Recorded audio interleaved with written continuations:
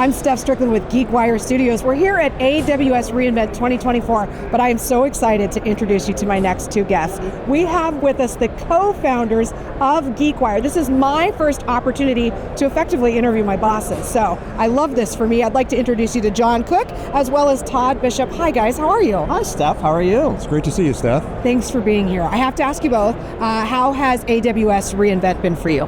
It's my first time, and yes, I know, hard to believe. It's overwhelming, right? It's overwhelming. Massive. Yes, I am running out of gas here on the last day of it, so it's exhausting. It is. It's my fourth or fifth reInvent, and I have to tell you, it's been reinvigorating this year. AI, Andy Jassy is back, John's here. I mean, this is probably my best reInvent yet. You're putting me in the camp with Andy Jassy as people that are here? For me, you're right up there. Great. That's nice of you, Todd. You know, there's always buzzwords that sort of float around at every AWS reInvent. Agentic AI is really something we're hearing a lot about. We're hearing a real big focus on security. From your perspective, what are the things that you really saw pop out at this AWS reInvent? It's fascinating to see how Amazon is finally getting its footing in this new era.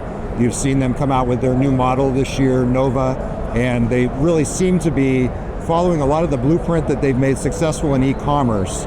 Low prices, broad selection, a new marketplace, and taking that and applying it to this new world of AI, and it's really fascinating to see. And one of the things that surprised me, certainly AI is getting all the buzz, and I don't even think we could count the number of times we've heard the words AI here.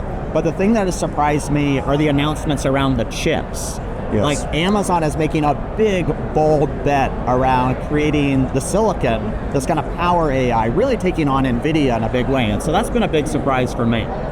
I want to talk about the elevator pitch of GeekWire. So let me start with you, and then I'll bring it over to you to kind of round things out. Give me the elevator pitch for GeekWire. Well, GeekWire is a technology news site based and rooted in the Pacific Northwest, beautiful Seattle, and we cover everything from small startups up to the big tech titans of the world, the Microsofts, the Amazons.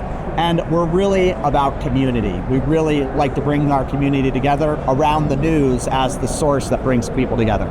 You know, I've actually worked for other technology reporting companies, and you mean it. You actually are the proof in the pudding. So I definitely feel like you are community focused and you care very deeply about the quality of what you're reporting, and you're very thoughtful as an organization and a company about how you choose to report it. What's your elevator pitch for GeekWire? Well, the original premise of the site was that Seattle and the Pacific Northwest deserved a national and international technology news site.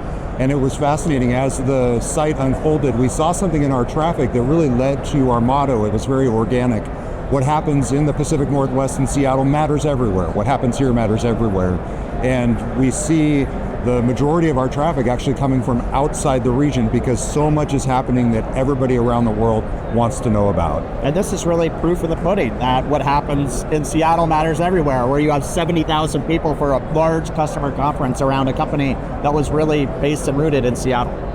And it's one that got its start in sort of an interesting fashion back in 2011. I love origin stories. Tell me the origin story of GeekWire.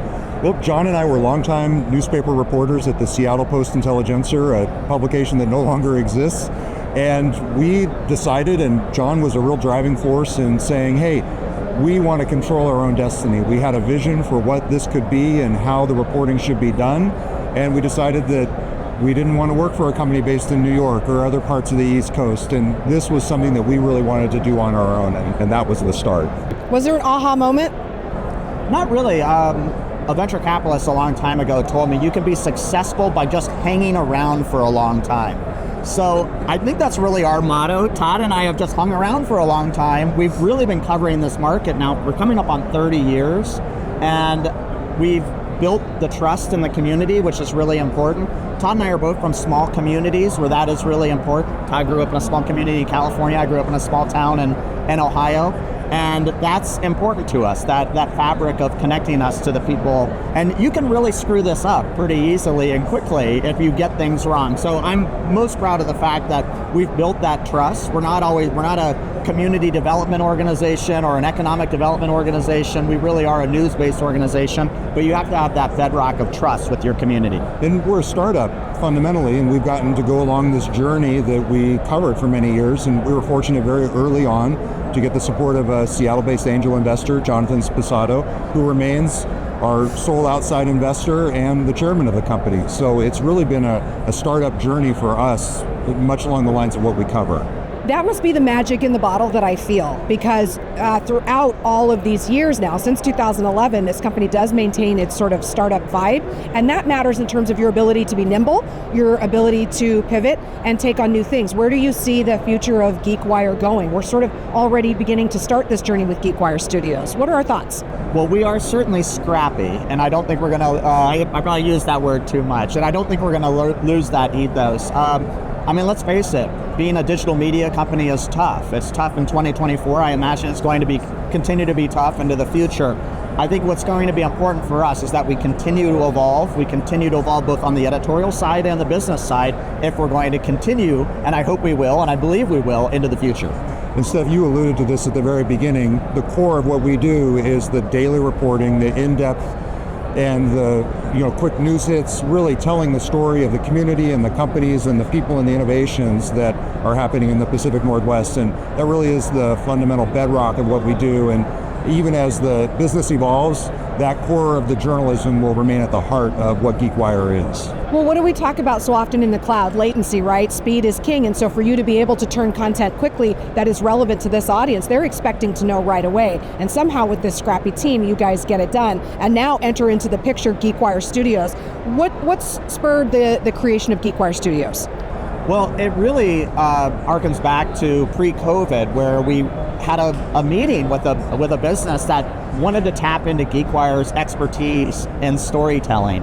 And the light bulb kind of went off that we could actually create content, and this is on the business side, for these brands that were reaching out to us as the experts on storytelling. And so that was really the impetus for starting GeekWire Studios. And really, when we think about it, it is your storytelling. We're there to help you tell your story and get your message out. And we feel, including yourself, Steph, and other members on the team, feel like we have a great team to help deliver that message on behalf of those companies. My colleagues on the GeekWire Studio sides of things, I'm a big J journalist. I have spent 25 years in television news, and I take that role very seriously. And there is everything that I cover on behalf of GeekWire Studios. I am proud to be able to deliver that content to this audience. It has been enlightening, fascinating, robust, and at times mentally taxing because it is such a vigorous space. How does GeekWire Studios complement GeekWire's mission? Well, it's fascinating, Steph. I listen to your work, I watch your work, you and your colleague Brian Westbrook as hosts at GeekWire Studios, and I know that obviously it's on the business side, as John said, but I take pride in what GeekWire Studios does. Thanks, boss. In much the same way that I take pride in what our journalistic team does on the editorial side, led by Taylor Soper, our editor. And it's really kind of cool to be able to come to a conference like this, see a GeekWire Studios booth in the middle of reInvent, and I've actually spent a good part of the week bragging to some of the AWS contacts that I've had for a long time and saying, hey, have you seen our GeekWire Studios booth on the show floor? You should stop by and check it out. It's really doing well. So for me, it's really cool to see the quality of everything that the team does. My final question to you is, in your crystal ball world when you started in 2011, did you have any idea it was going to grow to this? Certainly not, although Todd and I had an original business plan that we created when we were at the Seattle Post-Intelligencer together. And when you look back, it's actually in the walls of the GeekWire offices in Fremont.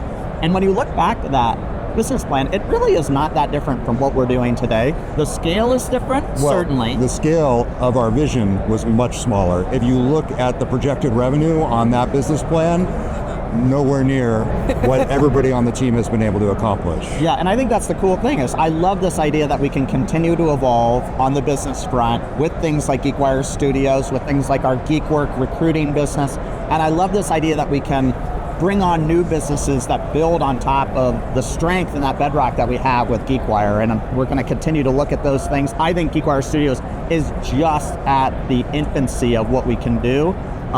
When I'm talking to potential clients and sponsors, it resonates. Everyone wants to tell a story.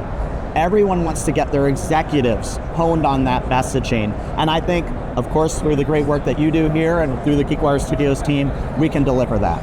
I think what John's trying to say is that for GeekWire Studios, it's still day one. Thank you, Todd. I love that, and I do want to say thank you both for your journalistic integrity in allowing us to tell stories that are of importance to the community that we're all trying to serve. Gentlemen, it's been a pleasure to have you join me here on set. Thank you. Thanks, Steph. Thanks, Steph. It's been great. I'm Steph Stricklen. You're watching GeekWire Studios.